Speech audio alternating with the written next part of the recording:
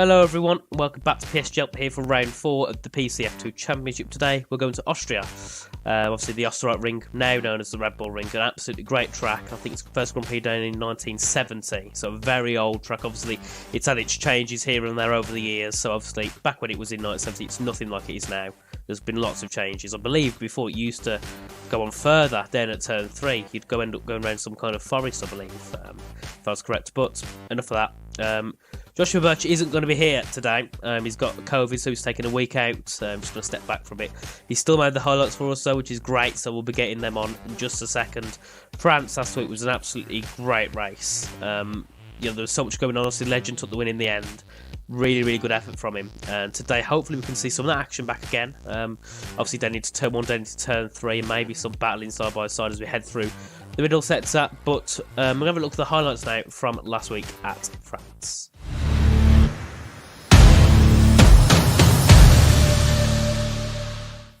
We look to the lights with 3, 4, 5 lights and Paul Ricard. Action! Action! Good start from Yannick Smith. Look at Camille's going to have to come across down towards turn number 1. And Tycho Hardy's going to filter in with Legend down towards turn 1. It's Yannick Smith leading, but Camille's going with him on the inside through turn 2. They're wheel-to-wheel stuff as we head down to turn 4. Yannick's on the outside line. Camille will back out. Side by side further back as well with Laminum going on the inside of Ordigano. Drake Dempsey in 7th position. Cameron's in a battle for 9th as well. He's dropped down to 10th position. It's all mayhem in the middle of the pack as it's 2 by 2 by 2. Harlan Marquez up to 8th. Leonard down to 9th as we head down the beach just straight. And that's a little bit knocked there for Leonard. Yep, and Cameron Day's going to run the outside of him as they head now down towards the chicane at turn 8 at 9. Can Cameron get through at him on the outside also? Oh, and that's Leonard round!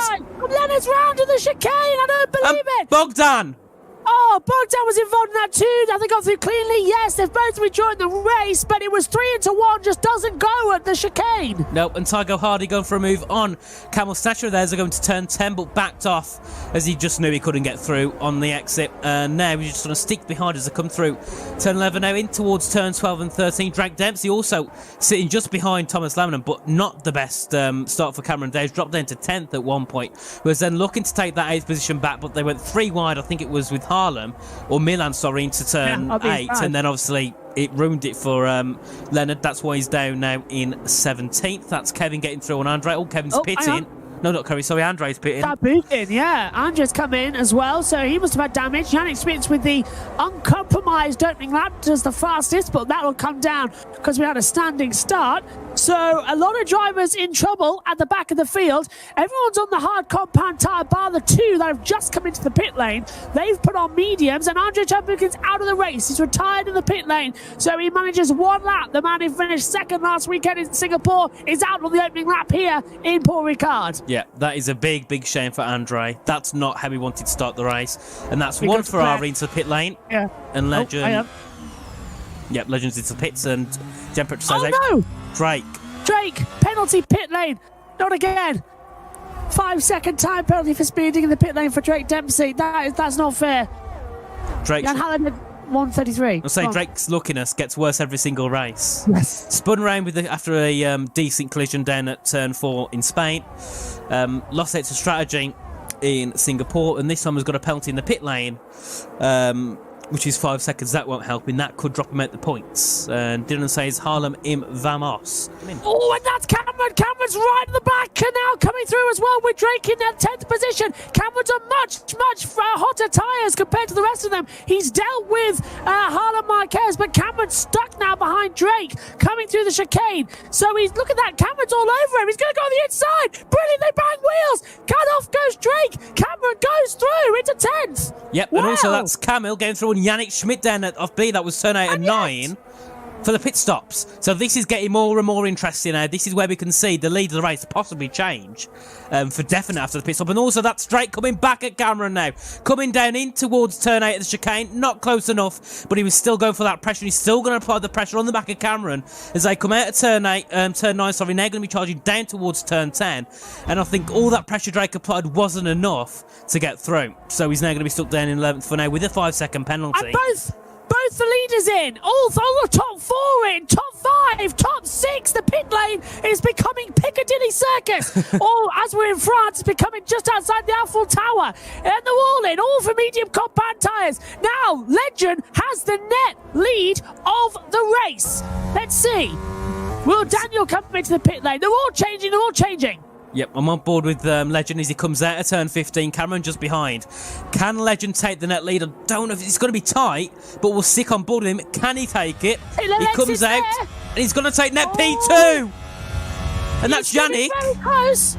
Yeah, Camille's. Yeah, so Yannick's down to 5th. Camille is just there in 2nd position, but he's got a lot of pace with those fresh, warm tyres compared to Camille's just come out the pit lane. Cameron's on the inside of Gianpetro, and I think he's made the move, and he has. Now Legend's going to try and get the race lead away from Camille, but Camille's tyres are going to be getting hotter and hotter, and the DRS is still activated. Harlem's up into 7th, Drake's up to 8th, Gianpetro down to 9th, Drake's down to 7th. Here's the net lead of the race changing. Legend to the inside line and takes the lead before the chicane. Can Camille fight back? No, he can't. What a race start here. The pit stops have changed everything again.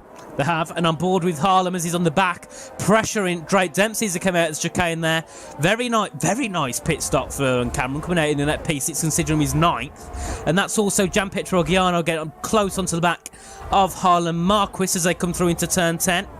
And that's Gianpietro up the inside of Harlem. Is he going to go for it again? Yes, he is. Keeps it up the inside, and I don't think it's coming up. Big twitch there from Harlem in turn 11, and he concedes the position. So into turn 12, Gianpietro now into P8. Net P7 because of Drake's penalty. So very nice there from Gianpietro Giano. Down the straight we go once again. Camille's going to have a run. He's got so much tense. He's going to try and go around the outside of Legend. The Legend shuts the door on him. Camille almost has to go off the track in avoidance as well. Brilliance between these two. Now we head down once again to turn 10 of the science corner as well. Camille without the DRS, using ERS. Legend goes defensive. Camille tries to swing around the outside. Not going to work there. And Legend's now going on the inside. Camille again stepping around the outside. They are side by side. Up goes Camille on the inside. He muscles his way through. And off goes Legend through the boards. Surely Camille's going to get a penalty for forcing another driver off the track. Yep, and also Yannick and Cameron fighting. Cameron on the curb. Coming out to turn 12 into 13. Now side by side between the two. I think it was Yannick who went off as well. Down at turn 11. Also, Cameron got the inside. They bang wheels. They're side by side down the start-finish straight as well. But Cameron backs out of it. Yet Shannon going through. They both got the DRS. It was never going to end pretty down towards turn 1 anyway. This is amazing stuff, Richie. It is. Absolutely amazing. It is. As they continue through. The battle for the lead. And now, Camille's with the 3-second time penalty, remember. He's right on the back of Daniel Jensen as well, who's in the Williams on 17-lap old hards. This is going to be easier than taking candy from a baby. And now the Ferrari's getting involved too. And off wide goes Jensen. It's 5 wide. 5 wide for the race lead. And who's taking it? Rosenberg on the inside. Yannick Smith's coming around the outside, down to the chicane. They're all side by side. Who's going to take it? 6 wide. Jensen leads, and it's a massive runoff. Time penalty for Drake. Round the outside goes Camille, and now Legend's taking the lead. Where did that come from? Yannick Smith in 4th position, Dempsey in 5th. That's Tycho Hardy going wide. At the inside comes the Red Bull of Drake Dempsey for 6th position. Wide goes the Mercedes of Jan Halliday. Ferrari lead, and there's 2 cars off, and a Red Bull in the wide. That's Drake Dempsey going all the way to the red zone as well. Halliday to 7th. Round the outside, Yannick Smith passes Daniel Jensen for 3rd position. Your top 3, Legend, Camille and Yannick at the moment, as Leonard takes 10th position away from Cameron Downs. Hardy's up to 4th position as well. And I think Daniel's finally come into the pit lane. It's still all like he hasn't. He's still in the track. Gianpetro goes through as well. Jensen all down there as well in 7th position. They're side by side and they run down towards turn number 1. 6 wide as they all try and take a breath. And now on the inside, there goes Daniel on the outside line coming through 1. Jan Halliday tries to sweep back through. Does so. Here comes Harlan Marquez. Milan, Leonard Good filter as well. Down to the chicane of 3 and 4. They filter back through. Now they're single file as we head once again down the Mistral Straight. Look at the Ferrari of Giappetro on the back as well. Leonard's up to 9th position. Drake's fighting his way back up. Every single car is in the way for this fight. Every single one of them. I've got absolutely no words. There was 13 of them fighting into turn 10.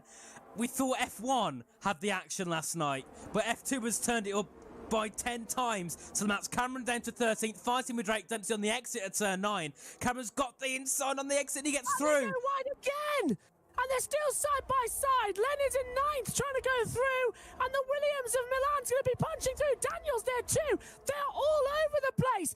3 wide. And Sainz, my goodness me, round the outside. And there goes Daniel coming through. It's on Thomas. Lamina is in there. But I can't call this, Richard. It's amazing. It amazing. is. You just can't call what's going to happen. Every second it's changing. That's Tycho and Jan fighting now. Coming through into 14. Jan rides on the back of Tycho. He's going to go through into turn 15.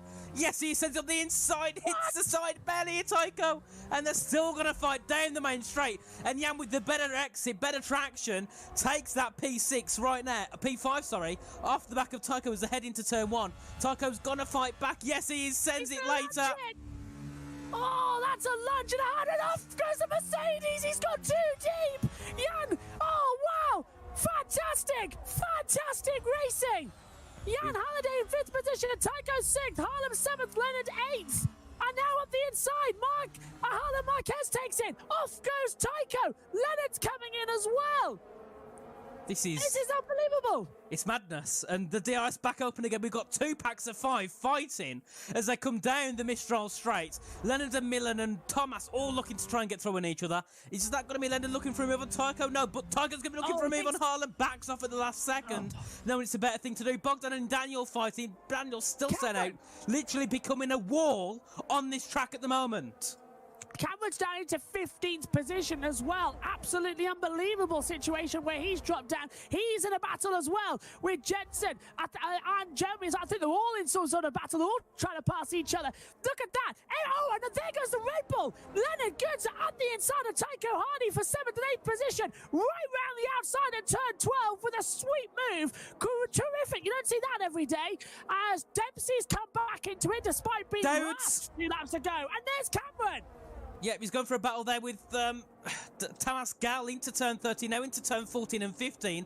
Cameron's going to look for a switch back on the exit of the hairpin. Is he going to get it? I don't know. Bit of a twitch there of traction from Tamas on the exit now. Looking on the back of Cameron through, and he's still going to be fighting. And he gets through on Tamas Gal as they head into turn 1.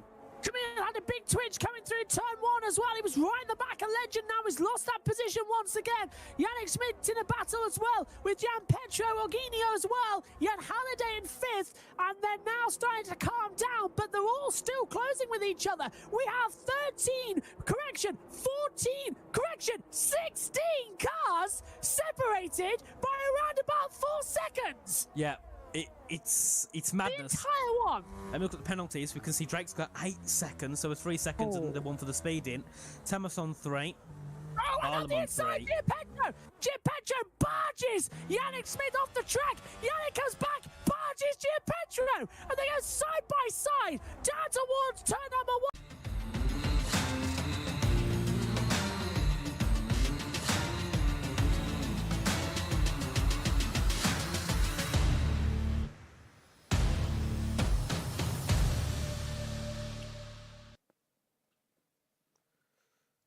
Over on. Oh, and my camera's not on. Great.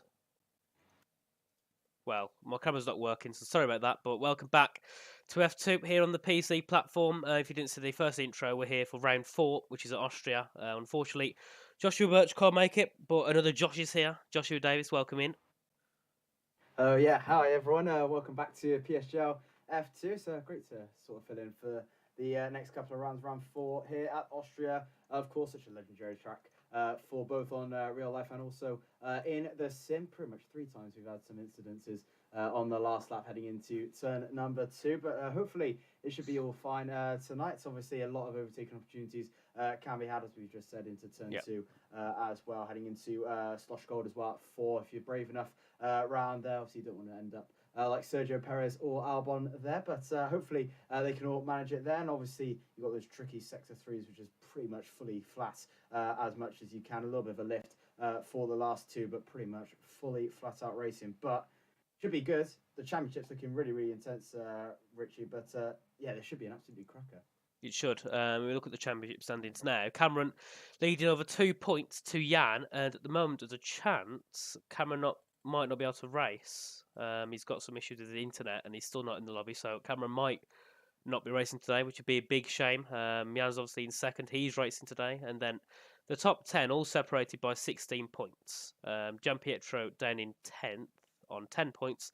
And he's the only one so far to score points in every race so far. So that's really good, consistent for Gian Pietro. Also, Bogdan and Legend, both on the same amount of points. So they'll be fighting it out today for third. And the constructors' standings, Mercedes lead by 5 points to Ferrari.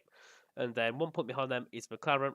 And then 2 points behind them is Haas. And then 2 points behind them is AlphaTauri. So the top 5 in that championship fight's all close together within 10 points. So both the drivers and the constructors definitely, there can be some definite changes in the pecking order today.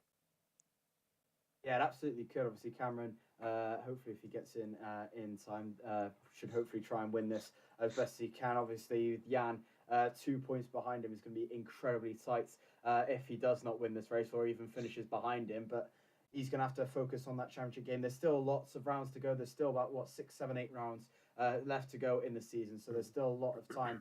If Cameron obviously does not race tonight, then he's got some time to try and claw it back. But it definitely puts him on the back foot for Jan. He'll definitely be skipping all the way to the bank if Cameron doesn't race. And obviously Bogdan as well, 3 points behind him as well, which is obviously really, really close all the way through, as it has been. Pretty much the top 4, top 5 separated by about 10 points all between them. So anyone really can take this championship to the top. Yeah, exactly, and at a track like this, it's one mistake can end it all. Obviously, you've only got 10 corners. It's a short lap. I think one of the shortest on the calendar. The lap times are around 1:07 in the race.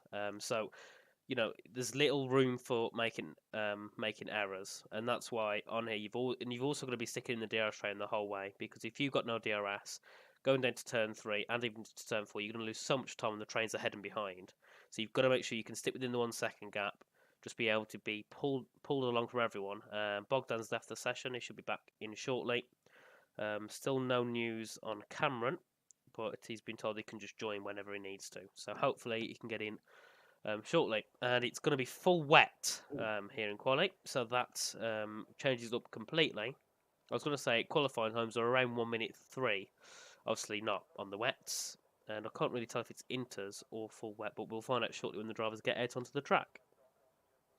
It is going to be full wets for the race. So similar to F1, obviously had those changeable conditions last time. This time it's absolutely fully bled, wet, compounded tyres. But which sort of opens up the playing field. Obviously, all these guys have been practicing, I'm probably going to assume, on the dries.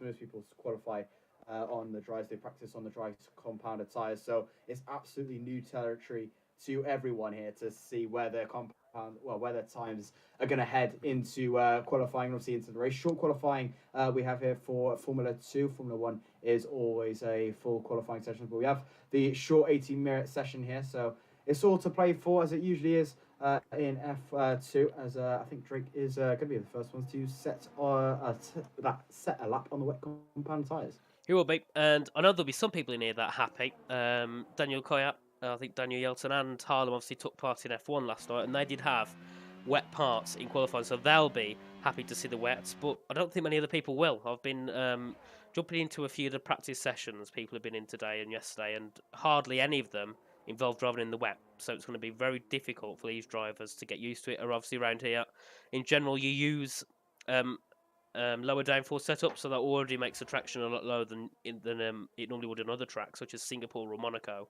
So it does make it a lot difficult to get on the power, and around here, you've got to be able to make sure you can get on the power wherever you can, because there's so little room to make time. The skill gap around here is probably one of the smallest skill gaps in any track, probably on the game. Absolutely. Obviously, just interesting there as well. Thomas Gow and Milan Mayer prepping the intermediates, and just looking on board with Drake Dempsey. not a lot of standing water on the track. So it'll be interesting if Thomas and Milan do decide to go for the intermediates. They've switched forward and switched back a couple of times, but it's very, very interesting how they're going to play this out as Drake crosses the line to start his first lap in the session, being up to turn 1 right about now. Yep, into turn 1, very nice, down to 4th, back on the pole, nice and lean, leaves it until he shifts up to 5th. Very, very different there from what other drivers will be doing, and that's an Aston Martin just heading out just behind him. I believe that was Camel. But now, charging down to turn 3, this time with no DRS because it's wet, so DRS is disabled. You can see braking just before the 100-metre, turns in very nicely, up to 4th on the exit, and flat on the pole before, shorting up to 5th. A bit of a snap of oversteer on the exit there due to traction, but he corrects it perfectly fine. Now down into turn 4. Going to brake yet again just around the 100-metre mark because you're turning to the corner. Very nice, and you want to take a bit of a wide on the exit, turn into the inside at turn 5 so you can get a nice, good line into turn 6. Shifts down to 5th. You can see missing the apex by a mile there on the entry, so that will compromise him a little bit. Now in towards turn 7 and 8. Yet again going very wide, Drake, so he'll be losing lots of time there. As now he heads out of sector 2 in towards turns 9 and 10. Yet again braking just before the 50. Turns in nicely, hops the curb, big slide on the exit. Corrects it though, and now into the final corner. Let's see what time Drake can set. As he comes up towards the line, it'll be a 1 minute 13.960.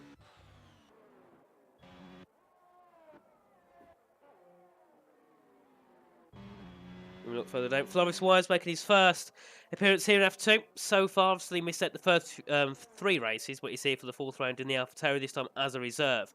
And he's going to come through the final corner. What time can Floris set? He invalidates at the exit of turn 10. Big shame for Floris. And next we'll go aboard is Sergio Sabrino, who, just so people know, has got a 5-second penalty to serve at the end of this race. So yeah, it will be serving a 5 seconds at the end, so it won't be during pit-stops or anything, it will be after the race. Due to an incident back in France, I believe. And now into the final corner. Let's see what time we can put on the board. That's Daniel Koyap going up to now 3rd. Then the Gertz up to 2nd. Sabrino goes top, 13.830. 803, sorry.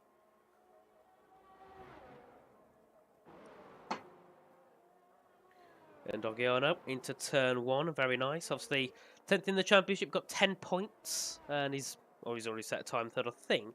No, he's not. He's letting off. Sometimes we have drivers who will go for multiple runs on their wets or inters, and I don't think anyone yet has chosen to go for that inter tie-up. No, they have. That's Tamas Gal. He's going to be setting a lap on the inter. So let's see what time he can set.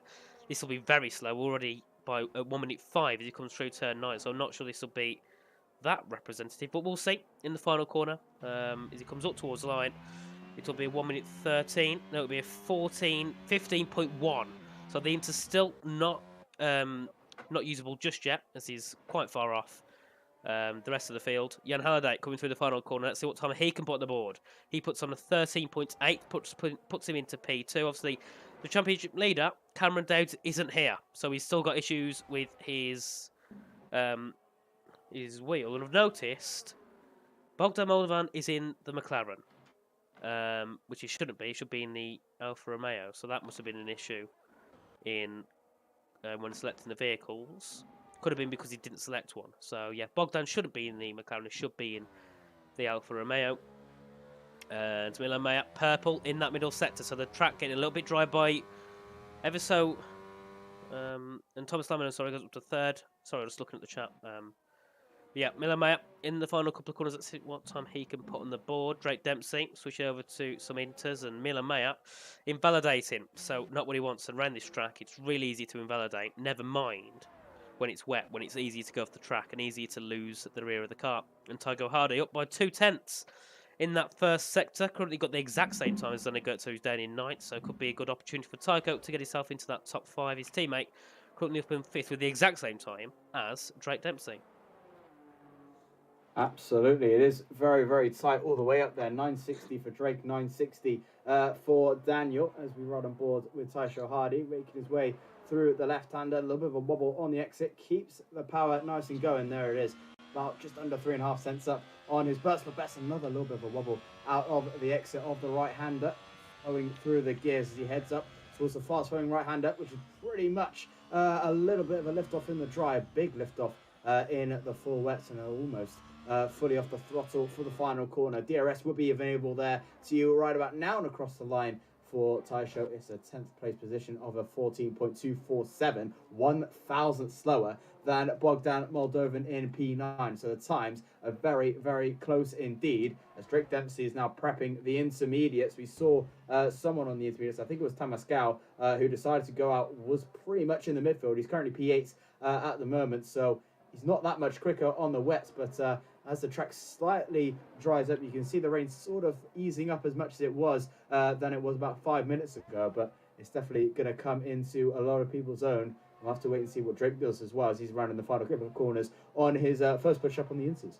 Yeah, very nice lap from Thomas. I didn't see him put it into P8 with that interlap, so obviously the inters now getting a bit more into play in the qualifying, so everyone will be into the pits now, getting onto a set of inters. You can see nearly everyone over half the grid on some inters, and Drake Dempsey coming through the final corner. Let's go on board with him as he begins his next lap on qualifying, and it'll be his first lap on the intermediates.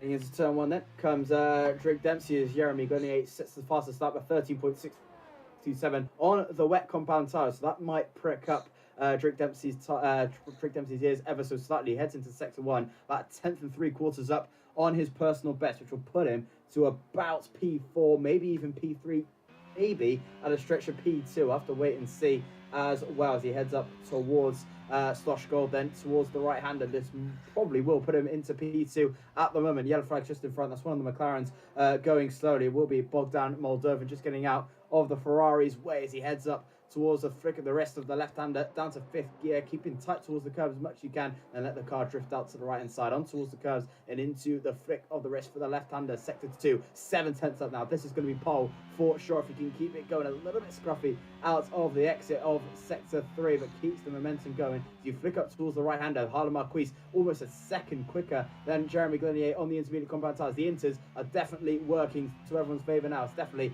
the intermediates will be the tyre you want to go on across the line for Drake Dempsey, and easily pole position for him. 12.303 dispatches of Harlem Marquis by almost half a second. Yeah, very nice lap there from Drake. 5/10 quicker than Harlem. Harlem having a pretty good lap, but I think he made a mistake when he went into turn 4. On board with Daniel Koyap, currently up in 7th. His teammate down in 11th, still in the pit lane. And now everyone, apart from Jeremy, is onto some intermediate tyres. And the Gertzap making it a 1-2 for Red Bull so far.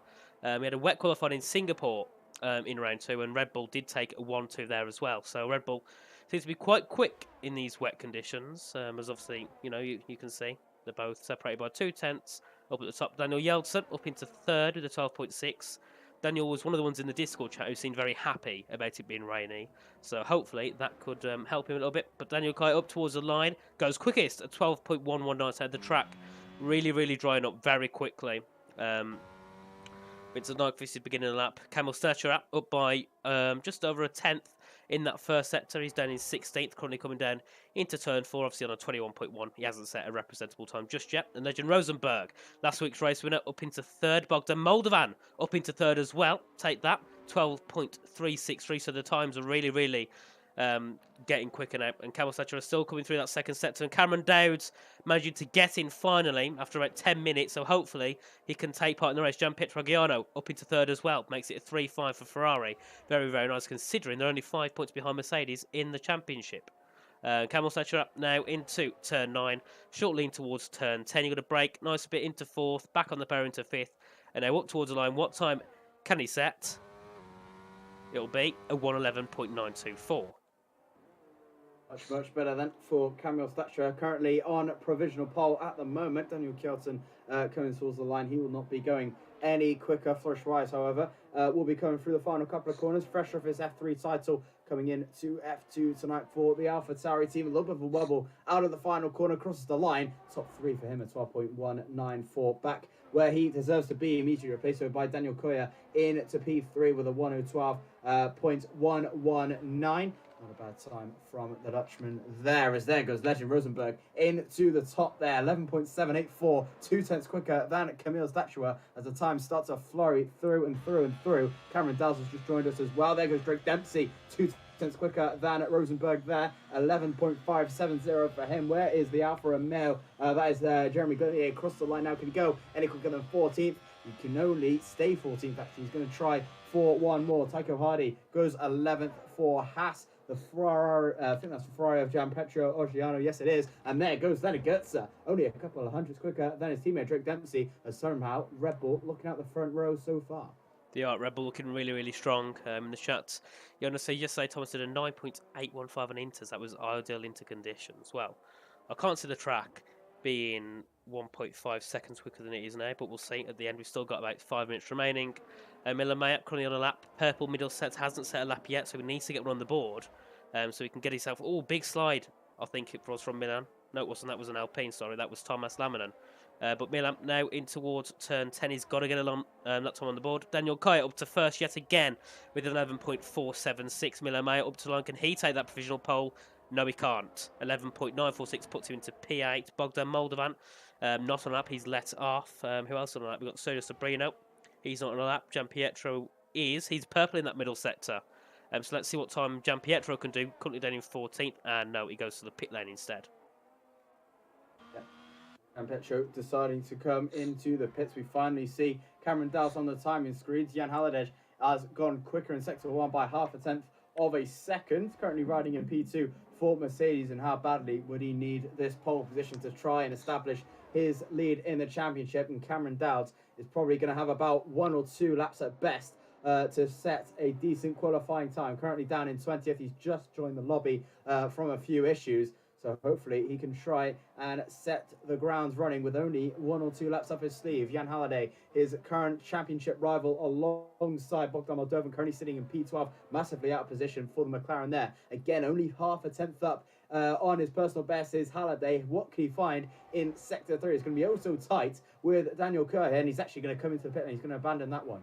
Yep, I think he's going to get back into the pits, get possibly a new set of inters on, and then get back out again. Maybe he might be able to get a better time by pitting, getting onto new tyres, and then go back out again, because obviously the track will be a lot better and you'll be on newer tyres. Thomas Gell, 5 tenths up in sector 1 currently. He's on a 14.1. Cameron's left the session, so still having issues for Cameron, unfortunately. But Thomas Gell just currently coming down in towards turn 4.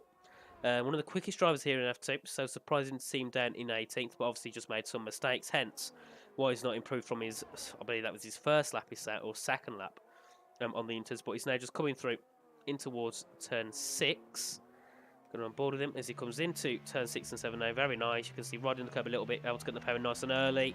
Having a bit of a snap though on the exit of turn 6 and 7. 1.4 seconds up in that middle sector. And Cameron is back. But Thomas now just coming in towards turn 9 and 10. Break at the 50, turning in very nicely, just hopping the curb with a bit more rotation.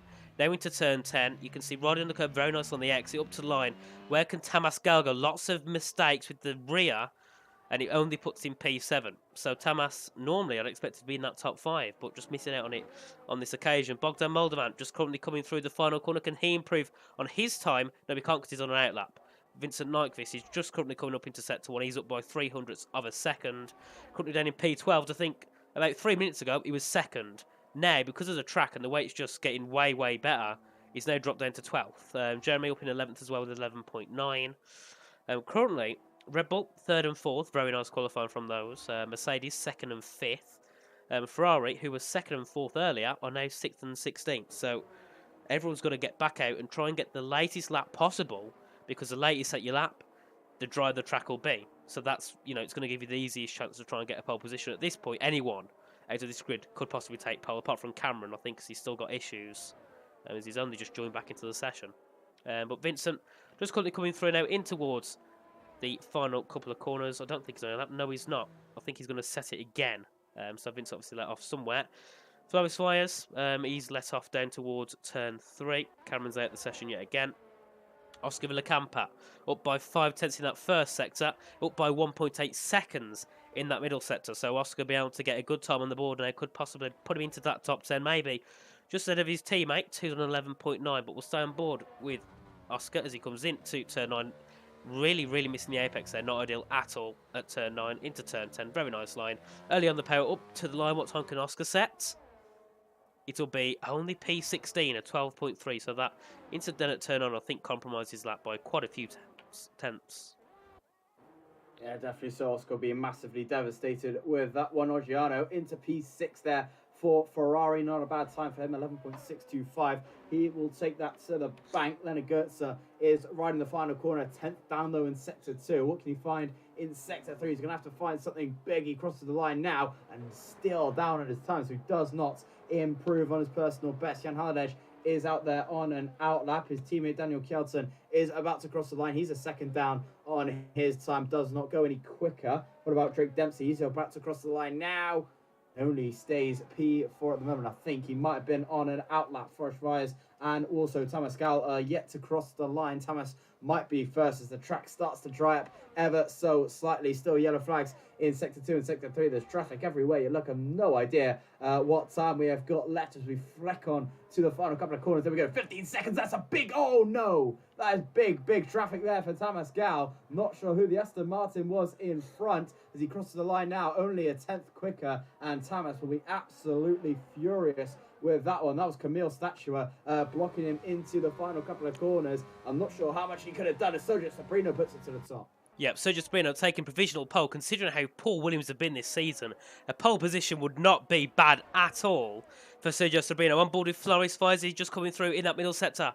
It's his first appearance here in F2, I think, for a long time. I think he appeared back in season 31. But Floris hardly played the game for the past month, so he's bound to be off pace. But so far, he's not looking like he's that far off the field at all as he heads now in towards the last couple of corners. And that is Daniel Yeltsin up to third. Then the Guts is out of the session. And that is Ray Dempsey. Takes provisional pole of 10.993. Flores Wise up to the line. Improves. No, he doesn't. He did, but not enough to get a position. Jeremy just coming through that middle set 3. He's up by 5/10. So it could be a good chance for him to move up in the field. So that is Jan Halliday up to second. The championship rival of Cameron. Cameron's down 20th. Hasn't been out at all due to some issues. Jeremy up to the line goes 5th. Daniel Koya still on a lap. Does he improve? No, he doesn't. He stays 4th. Legend Rosenberg has let off his lap, so he won't be setting another one. Tamas Gal also not on a lap. And that was Bogdan Marvel up to 13th. Camel Statura not on a lap either. So that is qualifying over. Drake Dempsey takes pole yet again. No, he didn't take pole. He hasn't, no. Sorry, his teammate took pole in Singapore. He took second in the wet. So great qualifying performances from Drake in the wet. Jan Halliday currently 2 points behind Cameron in the championship. 18 positions ahead. So it looks very good for Jan. And Sergio Sabrino up in third. Very, very nice for the Williams team. Then we have Daniel, Jeremy, Thomas, Daniel, Gianpietro, Leonard and Legend in the top 10. Pretty decent qualifying there from Drake Dempsey. I think Halliday will be happy with his second place as well, but about 10th and 3/4 quicker than P2 was Drake Dempsey, so he'll definitely be happy with how that qualifying session went. Halliday will be happy as well. Obviously, Cameron way out of position in 20th, could not get a lap in, obviously having a few issues on his side of things. Sabrina will be happy with third as well, alongside Daniel Koya, Jeremy Glenier as well in P5, Thomas Laminen as well in P6, Kelson 7th, Ogiano 8th, Gerson 9th in 10th as well. Bogdan Moldova will be massively disappointed in 14th as Tasha Hardy, 5-place grid penalty for illegal blocking. Not sure where that came from. So I believe that means we'll possibly have a lobby restart. If that is the case, because obviously he was over the line by the time he got that. So if we do have a restart, then hopefully Bogdan and Cameron can swap round. Toko's 18th, it's fine, but then he'll drop down to 20th. And Cameron's dad, PC problems for Cameron, just got it working in the nick of time. Hopefully that's it now. So Cameron's dad has now been employed as a PC specialist in the past 15 minutes. So hopefully Cameron doesn't cause any desync issues in the race, and hopefully everything's fine. Yeah, still curious to find out what's going to happen with Tycho, as obviously he was crossed the line when he got that 5-place penalty. But great qualifying to see Drake up there on pole, the 4th different pole sitter so far. If it was to finish like this 1, 2, and 3, then we'll have had 10 different podium sitters in the past 4 races, which would be really, really great for the championship. But I believe we're getting ready to race. Yeah, Bogdan's already been in the McLaren, and yes, so I don't know if we'll have a start. No restart according to Harlem. And he said he's sorry because he messed something up with the Ferrari. Harlem didn't have the best qualifying at all, did he? 19th for Harlem Marquis. Not good at all. But hopefully we get going very, very shortly. There we go. 30 seconds before we begin. Josh, I'll let you take the restart. I'll let you take the start. Thank you very much there, Literally, we'll have a look to see how everyone will do then. It is going to be Dempsey who starts on pole position. Halliday will be second, Sabrino third, followed by Koya, Glenier, Laminen, Kjelsen, Ogiano, Goetze, Rosenberg, Nyquist, Maya, Gal, Moldovan, Villacampa, Statua, Vyers, Marquis, Dowds, and Hardy as we get the 5 red lights going. Then a full wet Austria on the intermediate compound tyres. We have 3, 4, 5 red lights. They go out for round 4 of the F2 series. It's Drake Dempsey who gets a pretty decent start.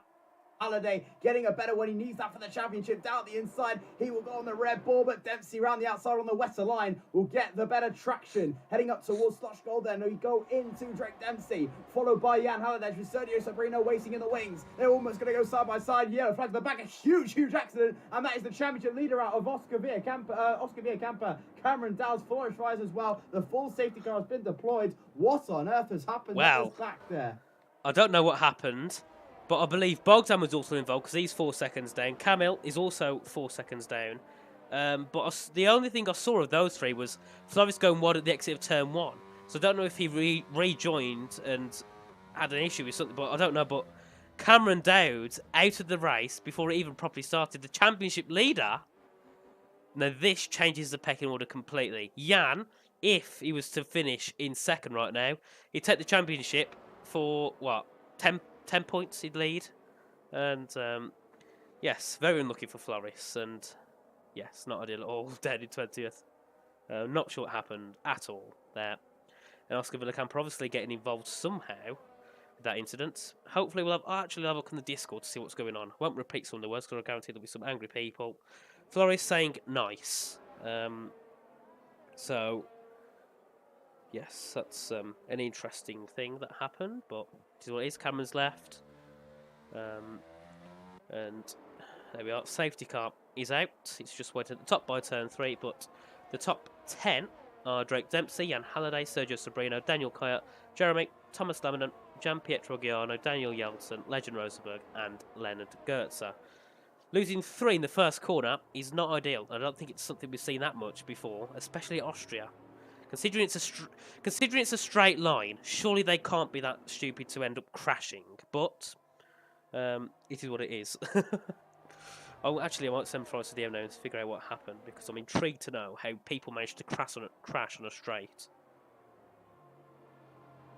Yeah, it's interesting, isn't it? Vincent Nyquist also on the medium compounded tyres on a full wet circuit. I'm pretty sure as a huge mistake from the McLaren team. You'll easily get passed by Milan. He is allowed to, but we have to wait and see because Vincent Nyquist has had a massive error at the pit stops. I'm sure that wasn't on purpose, so he's going to have to come back into the pit lane fresh at the intermediates. Yes, he's on straight, so definitely not the call. Whoever engineers him must be on some kind of drugs because he shouldn't be on the mediums. Either that or the pit crew have messed up completely and got Inters mixed up with mediums. And his McLaren teammate, well, actually, no, he's not his teammate, sorry. Bogdan Moldovan, who should be in Alfa Romeo, but he's in McLaren, he's standing in 17th. So at the moment on track, McLaren not doing very well at all, 16th and 17th. And that's Vincent Round. He's spun at the exit of turn 7. And do you want to say it's going to be dry soon? I don't think so, or at least not in the next few laps, because, well, I don't think it'll be dry in the next few laps. Then again, in Singapore, we did see Bogdan pit on Inters 4 laps before the rain came, and then he still went and won. So you don't know, but I don't think so. Yeah, no, it's not. It's pitting again, which is the clever thing to do. But the only issue is it's holding up the safety car. We've seen that happen in F1 many times. I don't think this time, though, it's done for a competitive advantage because he's down in 17th and his teammate is out of the race. So McLaren, McLaren leading the championship. They don't want to be 17th and 19th, do they? At all?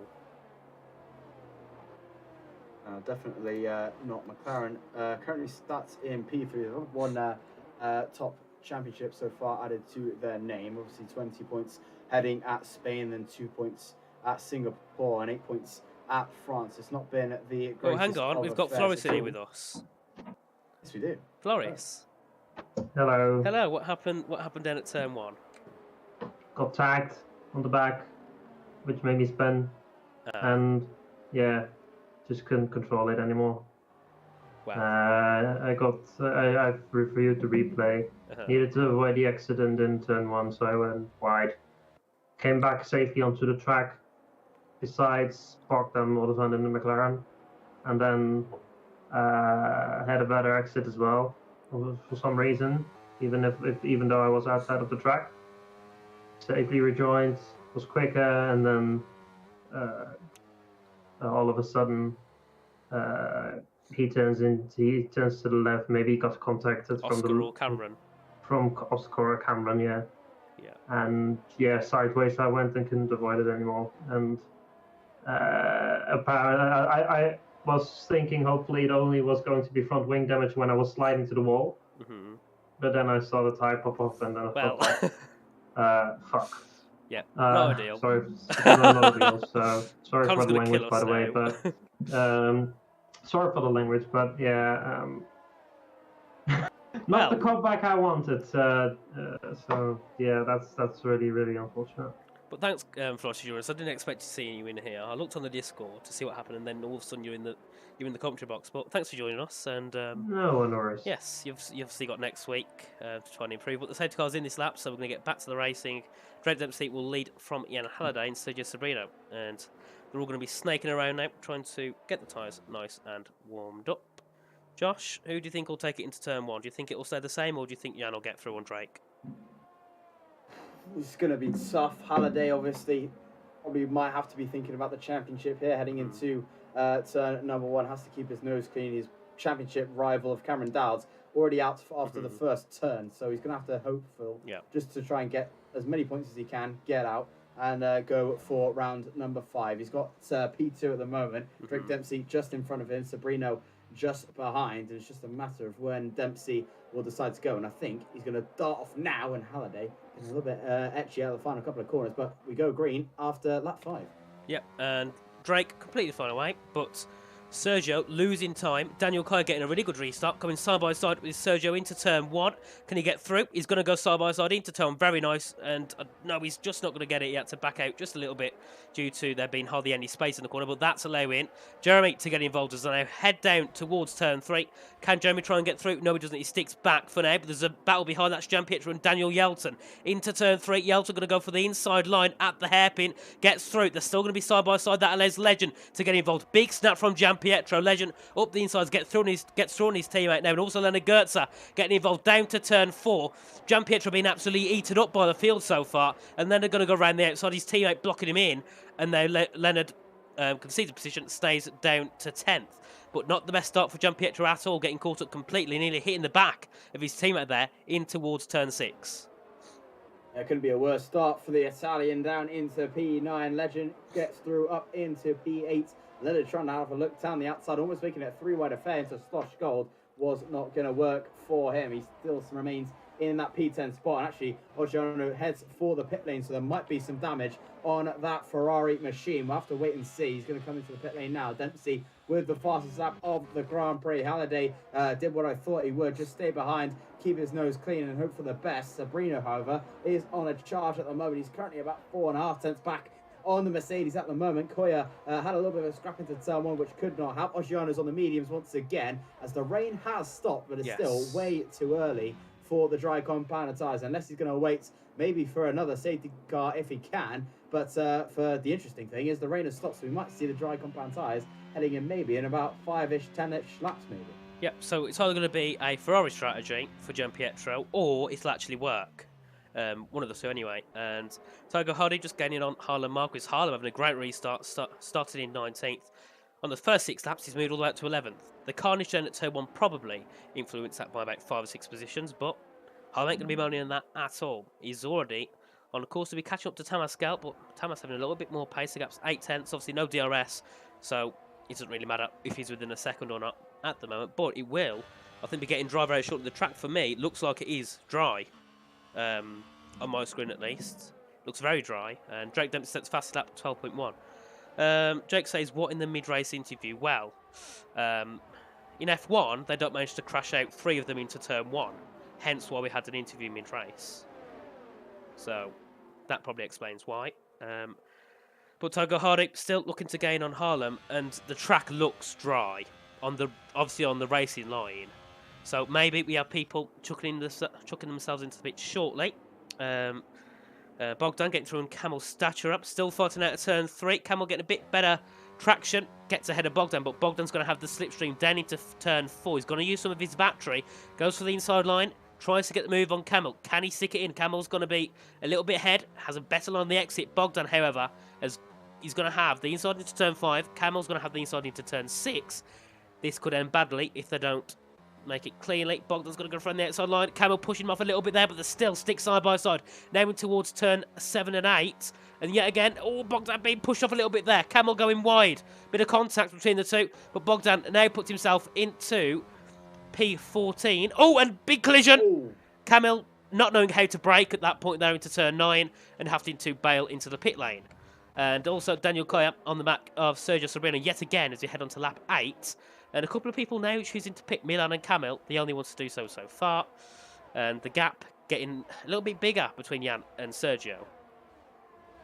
Yeah, Camel not expecting Vincent to break, obviously. Vincent sort of had to take avoiding action for Milan coming into the pit lane. But, yeah, just got a little bit titchy there. And Camel's going to have to pit for a new front wing. And the dry compound tyres coming on for him. The hard compound tyres will be coming on. The track looks damp in places, but the racing line looks fairly okay. Down to Slosh Gold, it is pretty wet out there, but everywhere else seems to be not too bad. It's just a flurries of a damp track. I still think the intermediates might just be okay for a little while longer. Gianpietro Giano is gaining on Camille Stature. Obviously, the cold compound tyres not helping his favour. Drake Dempsey coming on the final corner. He's going to go for one more, and I'm sure we probably will have another maybe 3, 4, 5-ish laps of intermediate racing, and then we might see a few of the strategies change going on to the hard compound tyres or the mediums as Koya gets into the fast lap. 11.491 for him as Thomas Gal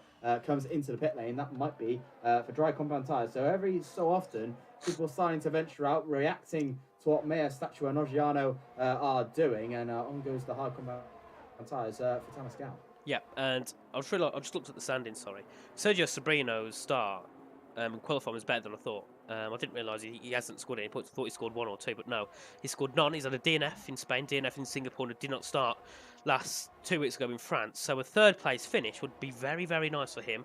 And also beneficial for Williams as well. Sergio, I don't think even last season in F3 was that on the top pace. So it's nice to see him up there in F2 as well. And on board with Thomas Laminen on the back of Jeremy. Jeremy, yet again, not one of the drivers we often see in that top 5, so it's very nice for him as well. As we head now through turn 8 and the track getting even more dry, surely we'll have people pitting soon because I don't actually know what the pit stop time is here, but Tamas is about 17 seconds back and he's barely losing. So give it time, maybe 1 or 2 more laps. He'll be starting to gain, and there we are. Legend, Leonard, Harlem all going into the pit lane now for some hard or medium tyres. And oh no, Tamas has lost lots of time there. Coming out at turn 7, big snap, big snap. And Yona says it still enters, but last time Yona gave us a strategy tip. It turns out it was clickbait. Well, not clickbait, sorry, it was a blunder to make other people fall for it, and it worked. Thomas has lost 7. He has. It is interesting. And he's come out behind Harlem, so Harlem's strategy worked very good, and he says, I'm not engineering this race. Yeah, it's okay. completely dry now, I think. Oggiano's just set the fast up of the Grand Prix at 10.6 on the medium compound tyres. You can see it is pretty much bone dry out there, apart from a few places, but I think you're probably going to see Dempsey, Halliday, Sabrino and others coming into pits. And yeah, you can see Dempsey is coming in, Halliday is coming in, Sabrino, Koya, so is Glenier, so is Laminen, Kjelsen, Hardy, and I think there might be a few double stacks going to be happening. Drake Dempsey will be coming into the pit lane right about now. So we'll see whereabouts Legend Rosenberg is at the moment. He's currently the lead car on the dry compound tyres as it stands. He's currently into sector 3. So I'll have to wait and see where he's going to come out compared to everyone else. Daniel Kelson, however, is going to go for one more lap in the intermediates as the DRS is now enabled now. So Kelson is going to lose a lot of time as here comes Rosenberg. He's going to jump a few cars here. But how many is the question? Pascal on a fresh set as well, 9.4. So one comes out just behind Thomas Laminant. Their hard tyres will be colder, so it is a good opportunity now for Legend, to make a few positions down at turn 3, maybe into turn 4 as well. Just 0.3 seconds back off Thomas Laminant. Laminant, however, right on the back of Jeremy as I head down with the DRS now for the first time. Lap 11, the DRS got enabled. So now the DRS train will commence. Obviously, Daniel Yelton going to lose lots of time because obviously he couldn't double stack with his teammates. He probably would have lost more time, actually, I think, due to the way the pit stops work. And now that's Tamas just closing back into the 1 second gap of Leonard. So now P1 down to P12 is practically all within that train of DRS. So we won't see many moves really be made at all from this part of the race onwards. And Legend, however, had to use all of his DRS on that push lap so we could get ahead of a few of the cars. And now he's, 11%? And Thomas ahead is on 50. And there we are. We have Daniel Yelton's car just coming out on track. He'll come out just, I think, behind Bogdan. I'm not sure. No, he'll come out just behind Harlem. So very nice pit stop there for Daniel. Obviously had to risk staying out one lap so he didn't double stack with his teammates. Bit of deep there for Jeremy going into turn 3, and there we are. The car sounds were nearly dead because we were so far away from the cars on the camera screens. But Thomas Laminant still on the back of Jeremy as we head into turn 4, and the top 3 still Drake, followed by Jan, followed by Daniel Koya. Obviously Sergio lost out under the pit stop and has dropped at 1 position behind, down into 4th. Yeah, Sabrina not having the greatest of starts from the fresh set of the hard compounded tyres, and obviously from the pit stops as well, losing a position there to Koya. He's now sitting P3. Sabrina about 9/10, hovering out of the DRS in and out, just about gets there on Koya, but it's not going to make a lot of difference as he sets the fast up of the Grand Prix. However, though, immediately replaced by Thomas Laminant with a 7.079 for him. So we flick over into turn number 1, then Moldovan into the 6 with a 6.988. So we're getting quicker and quicker and quicker. However, Henrik Goetze might be on for a charge as he's getting closer to Legend Rosenberg. So going to go defensive is the Ferrari. Around the outside goes the Red Bull. Where have we seen this before? Around the outside goes Goetze. Just gets forced off a little bit by the Ferrari. He's going to keep his nose in. Side by side they go with the better traction and the better power out the exit. He goes clean through just before Schloss Gold. And Goetze is back into P7. Rosenberg had a little bit of a look, but Goetze is safely through and into P number 7. Yep, very nice there from Gertz, putting himself into that top 7. His teammate still up in first place. Jan Halliday, currently the championship rival of Cameron Dowds. If he does finish in second, then he will take the championship lead by possibly around 10 points, which would be very good for him in the championship charge. Of course, obviously missing out round 2. So with one less race than most of the other drivers, he'll be finishing first in the championship after this race. So very, very nice from Jan. Obviously showing his great speed and consistency. Here also will be the only driver to have 2 podiums, and also the only driver to have 3 podiums so far this season.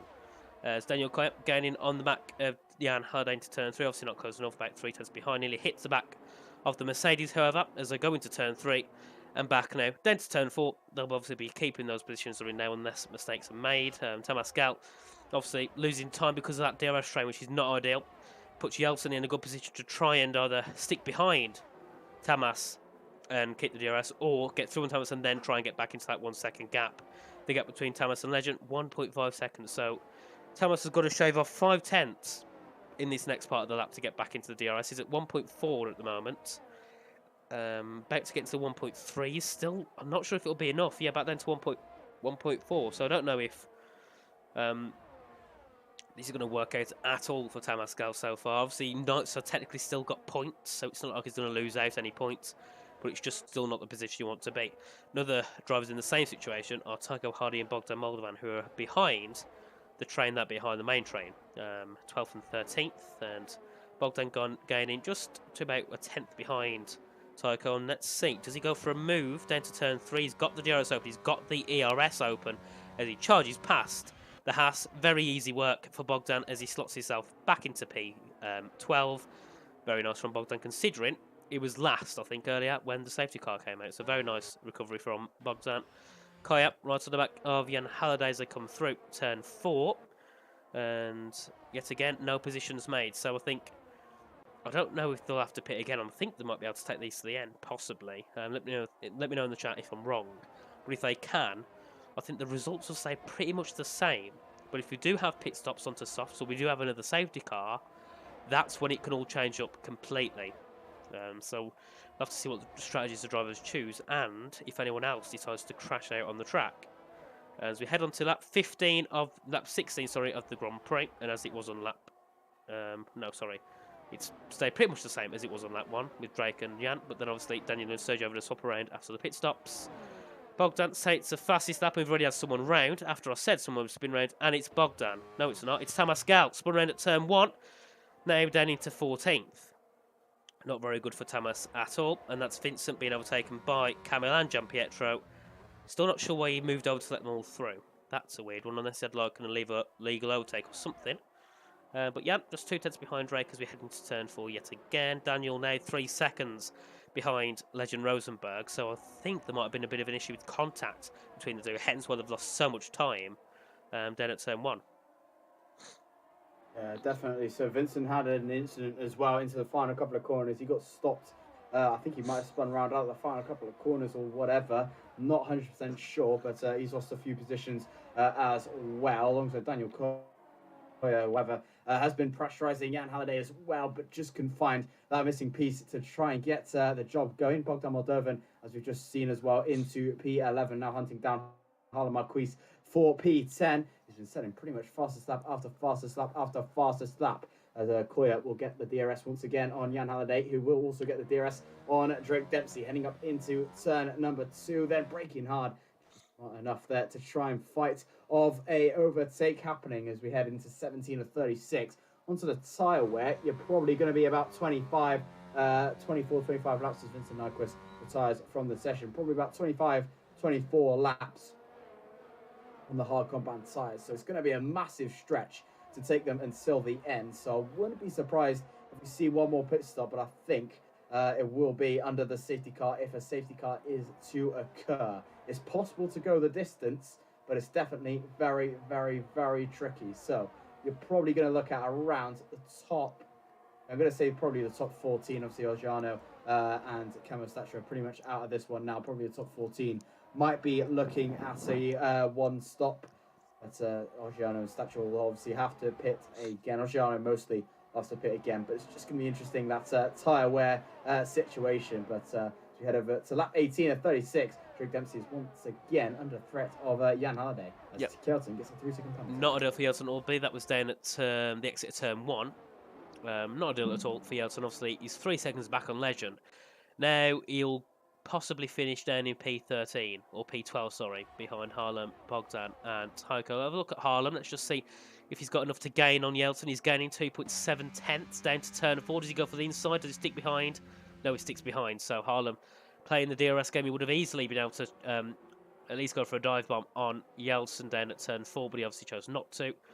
And yeah, Yeltsin losing more time now, 3.3 seconds to Legend Rosenberg, which is at the back of the main train. And Thomas Gal also with a 3-second time penalty. That would have been down at the exit of turn 7, I believe, or the exit of turn 8. His luck going from bad to worse. Up in the top 10, spun, landed himself at the exit of turn 1. Then in 14th, and now he's got a penalty. Obviously, he won't lose positions to Gianpietro because Gianpietro's 11 seconds behind, and Camel obviously just behind Gianpietro, so I don't think much will change between those two as we head back up to turn 3 yet again. With Jan pressuring Drake Dempsey still. Camel Stasher, talking about him just, has also negative 3-second time penalty. So the penalties all coming into play now. And just say one of these top guys, maybe Jan, was to get a penalty, that would drop him possibly down to 8th. So any of these top 8 need to not get penalties, otherwise they're just going to drop down all the way to just ahead of Daniel Yeltsin. So the top 8 need to be very careful with how they drive and not go off the track. Jeremy also still having a good race. Same as Sergio Sobrino. Not scoring many points so far. Sergio scoring none. He's had 2 DNS and did not start. So it'd also be his first finish as well. So a 4th place would be really good for Sergio and Williams. So again, we head out to the final corner. Drake Dempsey still leading after 19 laps. Great race so far from Drake, but he's got to try and keep it in so he can get the win. If he was to win this race, it'd make it the 4th different winner in 4 different rounds, which would be absolutely amazing for the championship, and it'd make it even closer than it is now. Daniel Kai would also be the second driver to take 2 podiums. He took a podium, I believe it was at round 1 at Spain. But Jeremy, on the back of Sergio and also Thomas Laminant being under pressure from Lena Goetze. Harlem Marcus through on Daniel Jelson. Harlem looks like he pushed Daniel off the track a little bit there as they headed out of turn 3, but Harlem takes 9th. And we've also got Bogdan and Yelton fighting into turn 3. Also, Harlem getting involved. The 3 wide, and that's Harlem being spun round. Don't know why they all went 3 wide there, but they did. Harlem now is going to end up 11th. And Milan Mayer also fighting with Yelton and Tamas Gal as they come out to turn 4. And now that's Yelton down into 14th. Not sure if he's got damage or not, but he's been overtaken by Tamas, and Tamas already starting to look like he's going to pull away soon as they head out of turn 8. And the train now changing up completely between 12th down to 14th. Yeah, a bit messy into slosh goal, but it always is going to be when you go 3 wide, pretty much in any circuit around here. However, Daniel Kerr is really on the back of Jan Halliday at the moment. He's probably been the closest that he has been for quite a while. Is he going to prep for an overtake? He's going to try and pressurise Halliday into overtaking Drake Dempsey. They're going to go side by side, heading up towards turn number 2. Koya is going to wait in the wings. Halliday and Dempsey side by side in this one. You can just look at the Mercedes just about getting the job done, but Dempsey is still wide. They're going to go 3 wide heading into Schloss Gold. This surely can't work. It just about works out, and Halliday muscles his way through into P1. Drake Dempsey taking P2. Koya is still remaining in P3. Sabrino now is sort of trying to pull himself back into this one. So is Jeremy Glenier in P5. This is all sort of tumbled away in these last couple of laps, but now Jan Halliday can try and bolt away, try and take a hold of this championship advantage, and now currently leads the Austrian Grand Prix, and 16 points will be added to his total. Yeah, and the head out now for lap 21, and Jan Halliday leading his first lap. On my screen, down to turn 4, Jan or Drake both of them didn't have DRS. I'm not sure if that was a glitch or if somehow they both ended up not getting DRS. But Daniel Kayat looking for a move. It was looking good for him down to turn 4.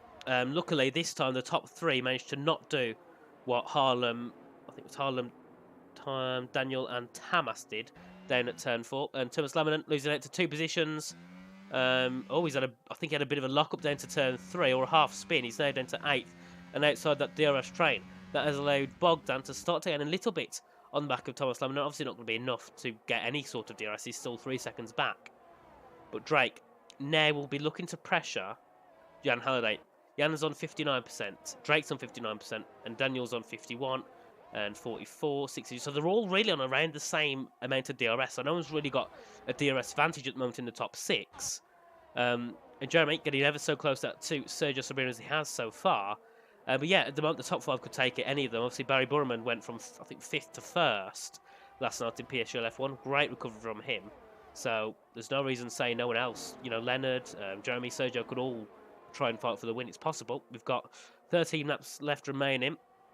I don't think we'll see pit stops unless there's a safety car. And Drake pressuring Jan into turn 3, sticks behind. Just wants that DRS. Daniel Kaya also sticking just behind as well. So this could stay the same for quite a while. This classification, Jan, Drake, Daniel. It's been like that pretty much since the start of the race. Daniel and Jan swapping over a couple of times. Gian Pietro now down in 16th. Still don't know why he pitted onto mediums. But he's overtook Camel Statura. Camel's still going to fight him into turn 3. Bit of a contact, so the switchback didn't work. Camel yet again loving the rear end of someone's car as they head out to turn 3. Yeah, getting touch and go into the wooden spoon, if you like, of the race. Further up the field, though, Halliday is trying to keep that advantage going on Drake Dempsey by about 3.5 tenths. Is the gap between the two of them. Drake Dempsey will get the DRS once again heading into turn number 1. Daniel Koya is surely going to be fueled up to try and get something out of this race. He's been stuck behind those two for quite a while, and I'm sure he's done his research on Oracle and Ineos coming into these last couple of laps, heading in with Drake Dempsey. Does he want to have a look into turn number 3? He's going to stay a little bit cautious, really getting to know the back end of Jan Halliday, though, into 0.3 of a second. They're so close between the two of them, as he's going to have another go heading into Schloss Gold if he wants it, heading to a look down the inside. Not going to happen. Then Gertz, however, is not wasting any time around the outside of Legend Rosenberg. Rosenberg not going to have any of it and sticked within that 6th place. And then Gertz will have to try again. Daniel Kjelsen into P12 as well. Dispatches of Milan Mayer. Daniel Koya still within about 3-4 tenths of Drake Dempsey. It's just a matter of time. How much does he want to push? And is he just now starting to maybe think about the tyres and trying to secure them right until the end? You're probably going to look about 25 laps on those tyres heading into the last lap, which is pretty tight. Yep, and yet again, Jeremy gaining on the back of Sergio to 2.5 tenths. The overtake from Legend was really nice on Leonard. At one point, it looks like a dummy move, but then he just thought, actually, you know what, we'll go for it. So he did go for it. Then to turn 3. Turn 4, though, side by side, all the way down. Bit of a late braking for Leonard. Didn't work out on the exit, obviously. And also, that's Thomas Lamanon getting through on Leonard, or trying to get through on Leonard as well, as they now head down to turn 4. Thomas with the slipstream, but Leonard can pull away a little bit easier from Thomas. So that's now Leonard still in 7th place. Look at the top, and we've still got Jan on 78% battery, Drake on 80%, Daniel on 80%, and then Sergio down on 60 and 70 for Jeremy. So they're all, yet again, within the same amount of battery, all gaining battery, not really using much, because there's no need to when you're in a DRS train, because the DRS does a better job than the ERS would.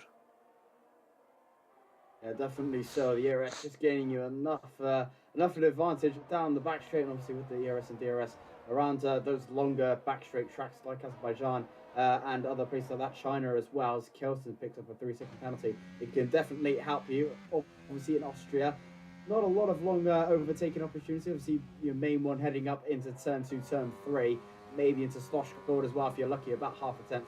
You're going to need a tenth and a half. You're going to want to, if you want to try and have an overtake looking into there, as Drake Dempsey having a look once again, just not having the favour of the time on his hand.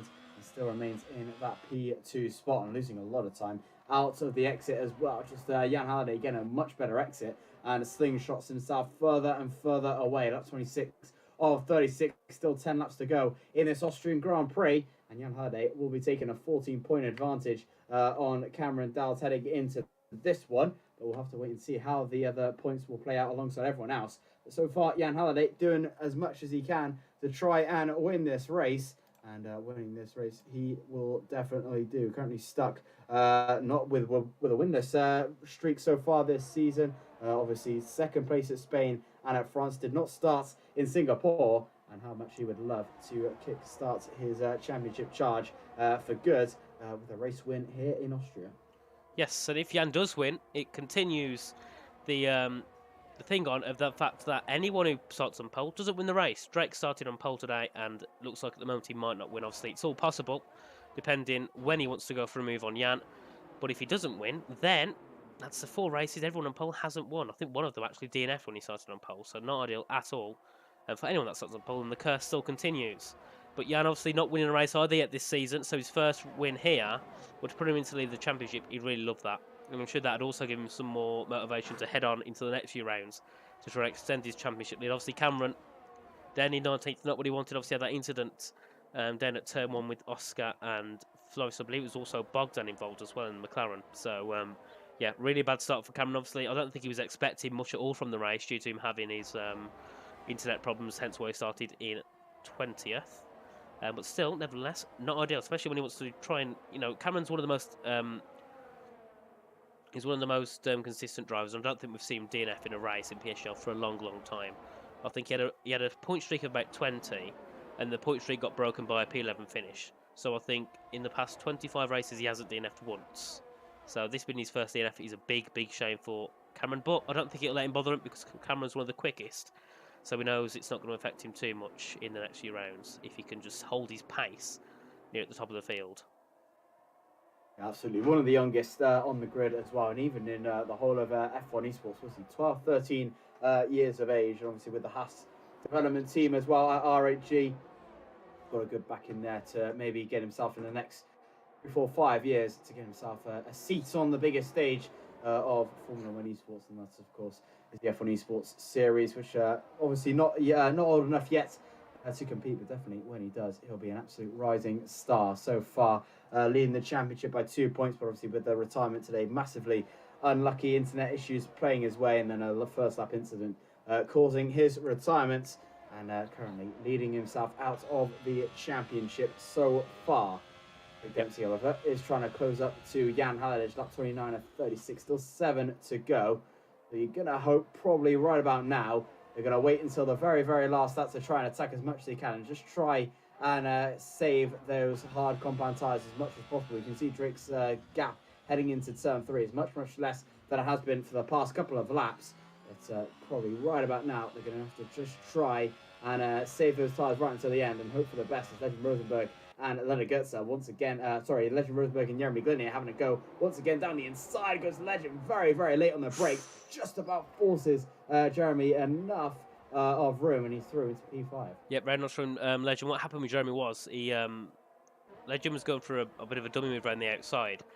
Jeremy then broke later, nearly hit the back of, I believe it was Sergio, hence having the really bad exit at turn 3. Then obviously allowed Legend just to come side by side with the DRS. So big shame for Jeremy. Obviously, a little bit of a push off track there for Legend and Jeremy, but I don't think it's going to be too much to be said about afterwards because it wasn't really off track. It was just, you know, pushing him to the boundaries. But yeah, that's Legend now into the top 5, winning the first race. It'd been option to get into the top 3, but at the moment it's a bit of a push. He's got Sergio Sobrino and Daniel next to pass, and also Drake still gaining on Jan, but still choosing to stick behind. We've got 6 laps left of the race. So the question now is, when does Drake decide to go for that move? When does he decide to push and get through on Jan? Because he's got to do it sooner or later. And we've seen multiple times he's had so many opportunities to do it. We know it's possible. But then it's the question, if he gets through onto turn 3, then Jan can have a better switch back into turn 4 and then get back through on him. So it's a hard choice, but Drake's got to try and get it as his best opportunity. That's Jeremy round. Jeremy's round. Yes, down at turn 4. He's either had a collision or he's just lost it on his own. It looks like he reset to track there. But there we are, into turn 7, and he's now down to 13th. Big shame for Jeremy. He's up in the top 5 earlier, so it seems the commentator's curse coming back again, as Jeremy's now down to 14th. And that promotes Thomas Laminen up into 6th ahead of Leonard Goetze. Tycho Hardy now ahead of Bogdan, as they are now on the hunt to try and gain to the top guys, but I don't think they're going to have enough at all as we head on to lap 31. And Tumas nearly outside, he's outside the 1 second gap, to Legend Rosenberg. So now this is not a good situation at all for him. Leonard Goetze could also get a bit of an advantage down to turn 4 if he can gain enough. Possibly go for a move on Thomas and put himself back into P6. Yeah, that was damage there for Jeremy Glenier. Jeremy Glenier, wow, he goes on to the soft compound tyres for the fastest lap. So I think he might have made contact with someone. Might have been Legend, but obviously we'll have to wait and see how that will go. And obviously go back to Drake Dempsey as well when he's going to make that move. Probably going to be around lap 36. Right on the last couple of laps, either into Slush Gold or into turn number 2, and use all that battery. Has not touched it a single bit for the last couple of laps. You can see fully charged on the battery. So is Jan Halliday, trying to touch it ever so slightly. You can see him just touch it there as well. Koya's also been pretty untouchable on the ERS front as well. So is Sergio Sobrino. Rosenberg using it in pitter passes as well, about 75% on his battery, and that's pretty much the top 5, pretty much the ones who can probably win this race from here. Jan Halliday currently leading, Dempsey in 2nd, Koya is 3rd, Sobrino 4th, Rosenberg in 5th, all within the same 10th of one another. To be exactly precise, Legend is about 1.5 seconds back on Jan Halliday, as there goes Leonard Goetze down the inside for P6 on Thomas Laminen, as he gets a 3-second time penalty as well. So he's going to have to rethink that move once again, as we all we start to get a little bit more racier with only a couple of laps to go. The hards start to die off ever so slightly. Yep, and this is now where people want to be trying to get some positions. We've got 4 laps to go, about 3.5 to be precise, as we head through into turn 6 now. With Thomas Laminen on the back of Leonard Goetze, obviously getting a 3-second time penalty. I believe that might have been into the braking zone at turn 3, might have just hit the curb a little bit too far, and obviously gone off track. But I think at the moment the realistic assumption is that one of the top 4 will take it. They're all on better ERS than Legend and behind. I think Leonard's on hardly any. Legend's on about Leonard's on hardly any. Legend's on about 75%, and the top 4 are all on around 90 to 80. So I think at the moment, if anyone takes the win, it'll be these top 4. But incidents can come into play, penalties can come into play, so anything can change as we head on to lap 33. 3 laps to go. Drake's got to go for it soon. He's going to leave it still.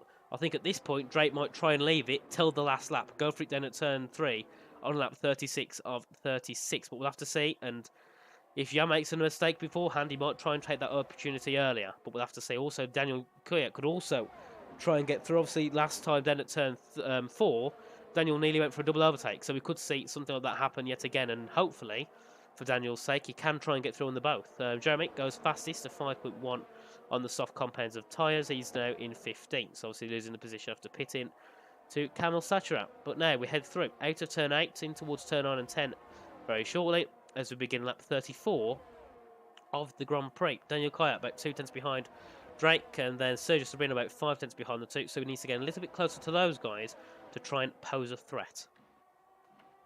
Yeah, definitely so. 3 laps left to go in the session. Jan Halliday currently leading this one. Drake Dempsey is very, very close behind. So is Daniel Kuyat, with Sergio Sabrina just waiting in the wings. Here we go then. Drake Dempsey, is he close enough to try and make that move, or is he going to wait a little while longer? He's using much more of his ERS these past few laps than he has done for the last 10 or so. You can see him just about 90% on there. Kuyat's done about 75. Jan Halliday on about 81. So Drake's still looking the freshest off the lot so far.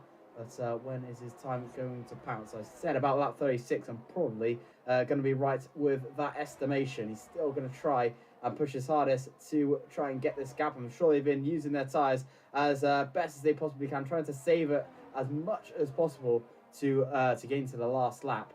And about 25 laps they're going to have right until the end.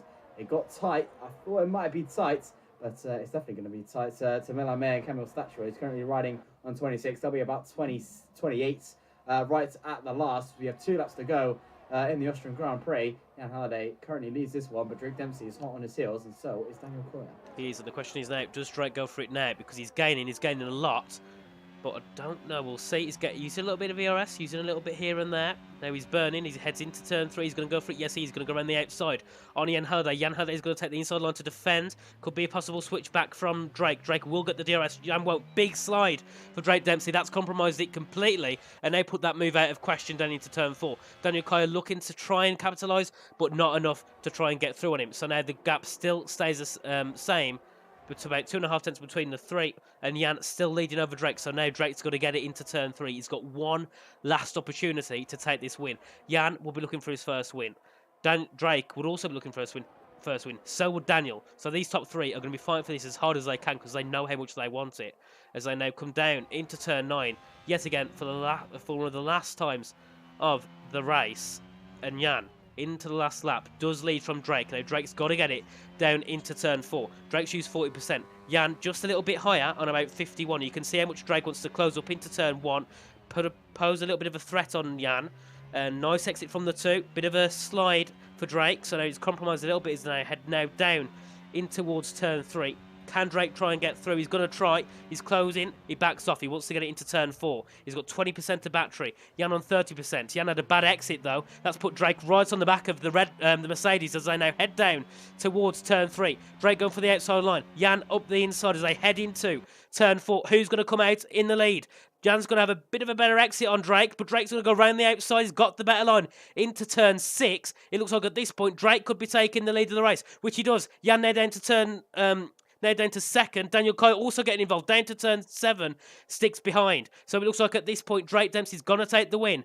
Jan Halliday under pressure still though from Daniel Kuyat into turn 9 and 10. Does Daniel go for it? Yes, he does. But he has to back out. Very close. But Drake Dempsey coming in towards turn 10 for the first time in PCF2. He will take a win here at the Austrian Grand Prix. Jan Halliday coming home in 2nd and Daniel also getting his 2nd podium to finish 3rd. Sergio Sabrina also having a really nice finish. Obviously not scoring any points so far with 2 DNFs and a did not start and comes home in 4th. But what a great finish, Josh, that was.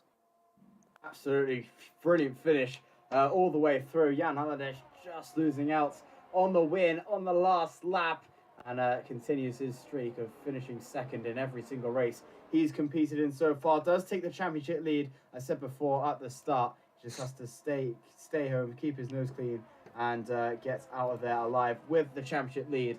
He's done so just out there into P2, 12 points to his name. But Drake Dempsey, what a drive from him, getting on to the top step of the podium and into P1 he will go. I'll just have a look where he is in the championship as well. I'm not sure where he's currently P16 at the moment, and gets his first win of the season and gets his first couple of points as well, which leaves him off the championship table and about 20 points added to his name. But what a drive for him. Daniel Coyer gets driver of the day. Why not? But it's Drake Dempsey, top of the world so far. Yeah, great from Drake Dempsey. We got our first interview, but it isn't a driver. It's Joshua Birch. Hello, Josh. Hello, everyone. So, yeah, I couldn't resist it. How was it? Did you enjoy the race? Sitting back, watching it? A bit different to normal, isn't it? I texted Jess midway through that, and I said, I'm realising I'm getting too angry, sat in the chair. Mainly because I was just shouting at you, Richie, as well, because I was noticing things and I was wanting to tell you about them. So I loved it. You guys did amazingly well. Thoroughly loved it. And what a race win for Drake as well. Had to have when I'm not there though. But I don't know. I felt in a way a bit dispassionate about it because I was just sat here watching it. I wasn't as invested, but I'll tell you what it has done, Richie. It's given me a couple of moments to sort of sit back and see what works, what doesn't work, what to change and all that lot. So I suppose that's one positive I can take away from this COVID. But that start was really weird well. And I put Flores in for you as well, but you've got to go through the results. The results: Drake Dempsey wins over Jan, over Daniel, Sergio, Legend, Leonard, Tomas, Tycho, Bogdan and Harlem take it the top 10. Harlem P18 to P10. Tycho P20 to P8. So very nice start from them. Then the rest of the guys is Daniel, Tamas, Milan, Jeremy, Camille, Gianpietro, Vincent, Oscar, Cameron and Flores. But I had a bit more intel off Flores. It turns out, after looking back on his view, there was he saw the incident of Bogdan and someone, I'm not going to pronounce his name, thought it was nice to make it 4 wide. I know who it is because we've had Flores talk about some certain name before, haven't we, Josh? Oh yes, we have. Yeah. By the way, it was me who put Flores in the commentary box. Thank you. It's also a bit of a mid-race interview. Yeah, I was just directing you without even knowing. But yeah, so it was really weird. Right, really Josh, well done to you. We're going to have to cut you short because Drake Dempsey's here. All right. Well, I'll leave then and say congratulations to you, Josh. Fantastic job, Richie. Great as always. And I'll hopefully be back next week. And congratulations to Drake. Bye, guys. See, I was going to drag Drake in, but I want to see if he wants an interview because he got into the public voice chat, so I'm not sure if he wants one. Yes, he does. Right, we'll drag Jan in as well. Hello, Drake, and hello, Jan. Welcome in. Yo, what's up? So, first off, we'll start with Jan. Jan, great race. Obviously, he was leading for most of the part of the second half of the race. Obviously, losing out to Drake on the final lap. Drake tried to make a move on lap 35, but had a big snap on the exit turn 3, so it gave you a bit more breathing space, but obviously in the end, just wasn't enough for you to hold back, was it? What did you think of the race? Yeah, well, I feel like the pace was really slow from my side. I wasn't really confident with the setup because I changed it a bit for wet. Just a bit, not like much. But yeah, I was not too comfortable, and yeah, it showed in the last laps. You know, I made a lot of mistakes in the race, especially on the last lap after the turn 3, the hairpin. Yeah. I had a lot of wheel spin, and yeah, Drake had much better run on me, and yeah, he overtook me. And GG's to him, was a fun race. He pushed me really hard, and yeah. Well, you don't sound too passionate about the race, but you've got to remember you're taking the championship lead by about 10 points, I think. If I'm correct. That's nice. So you came out in a better position, even though you didn't win. Obviously, it's your third podium, your third time being second. Still not able to get that win, but going into round 5, which I forgot what track it is. What do you think you can do there? Do you think you can possibly take a win? P2. Oh, so you go in P2 again. No, I took I raced 3 races and I got 3 P2s, so I'm just going for the consistency. Anything from you, Josh? What was that? I'll say, is there anything from you before we let Jan go? Yes, sorry, I couldn't hear that from you there. Jan, another really tight race from you there. Obviously, just snuck out of the way from the win there. Obviously, Azerbaijan will be better for you. But obviously, going into the championship later on, obviously, Cameron pretty much not here tonight. Obviously, had that incident heading into turn 1, lap 1. Do you think you'll still have a enjoyable battle with him and also Bogdan coming in the later rounds? Yeah, we'll see if I race or not, because again, I have my graduation this year, so at least I won't practice a lot. So yeah, I hope there will be fun battle for the title this year. Yeah. Or this season, not this year. But anyway, Jan, thanks for joining us, and we'll see you next time at round 5, which I believe. Do you know where it is, Josh? Is Azerbaijan. Azerbaijan. Ooh. Okay. Well, I have my own mixed thoughts about that one, but we'll keep that till next week. But yeah, thanks, Jan, for joining us, and we'll see you next time. Okay, and GG's Rick. Thanks for the race. Yeah, that was a great race for you. And finally, we have Drake, the race winner. Well done, Drake. Great race. Obviously, you looked for it in Singapore, but obviously the strategies came into play, so unfortunately you lost out completely there. So finally, you've got the race win. You happy with that? I don't really know how to explain how happy I am. It's about time I've got a good race in my pocket. Last 2 seasons. Yeah, really good. Obviously, you know what? I think you're going to jump yourself up into the top 6 in the standings because of that win. So you think you'll be able to fight for the championship? No. No. Oh, well, I don't want to seem like pessimistic or anything, but like I was race of my life, and I mean Austria. It's never really been one of my preferential tracks. It was weird at the start, but I managed to improve slowly over time. So if it was a dry qualifying, I don't think I would have gotten pole, but I managed to hook up a great lap in them. I don't even know how to say how happy I am about the circumstance. Just played every card right and great battles and fun. So much stress though. I'm still shaking. So you definitely prefer the wet conditions to the dry conditions then? 100%. Is Yeah. that just in quali or in the race as well? Usually, I mean, if I had to like pick one dry, one wet, I'd pick wet qualifying dry race. Well, which is what was happening today. I don't think that's going to happen in Azerbaijan because it's pretty much dry all the time, but you can hope. But yeah, anything from you, Josh? Not really. Drake, obviously, it's always a great race watching you there. You obviously just snuck it around there at the final couple of corners there. Obviously, going into the next couple of rounds, still think you can be hunting for those race wins all the time? I mean, if I perform at that level, and I mean, I practiced for an extra hour than I usually would have today because I forgot daylight savings was a thing. But I think if I get some luck and play my cards right with the help of some friends and whatnot, I think if I get a little bit more luck here and there, then I can maybe pull off and keep at least top 6 where I am now. Yeah. Top 5 maybe. But Drake, thanks for joining us, and we'll hopefully see you next week in Azerbaijan. So have Hope a good so. one. Thank you. There we are, Josh. It's over. It was a great race. I really loved it. What did you think of it?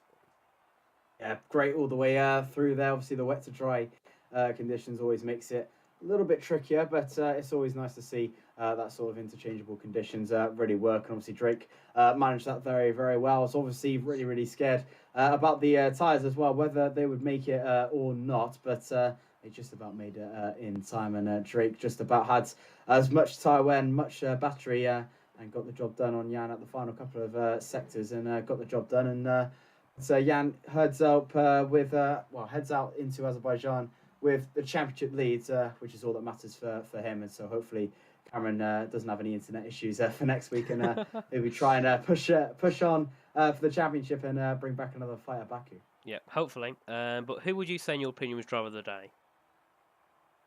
Driver of the day. It was given, I think, to Tycho, but he drove an absolutely fantastic race, 20th to 8th. But I probably would give it to Drake. Obviously, he said that their race of his life.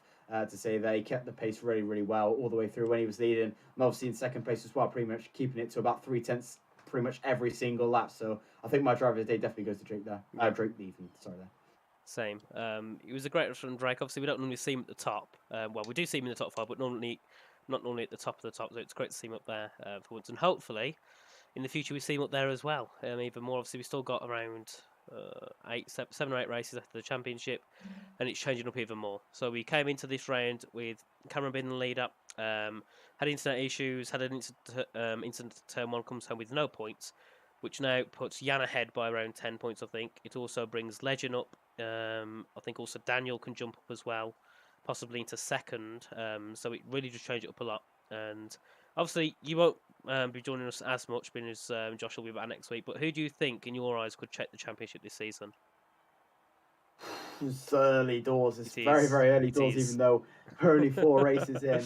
Just looking at the championship there, obviously Cameron, looking at the results, he's been inconsistent. Obviously, a win at Spain, and then 2 points at Singapore, and then 8 points at France. It's on and off. So obviously Jan, second place at every championship race he's raced at so far. I think from there to take the championship in Portugal, I think I'm going to go with Jan. Nice prediction. I'll have to come back to it at the end to see if it was correct. But thanks, Josh, for joining, mate, stepping in for the other Josh, and thanks everyone in the chat for joining us today. Anything for you left to say, Josh, before we end it? But for Baku, everyone. So thank you, everyone, and we'll see you next time. So have a good one. Goodbye. This broadcast was brought to you by GT Omega, proudly supporting PSGL.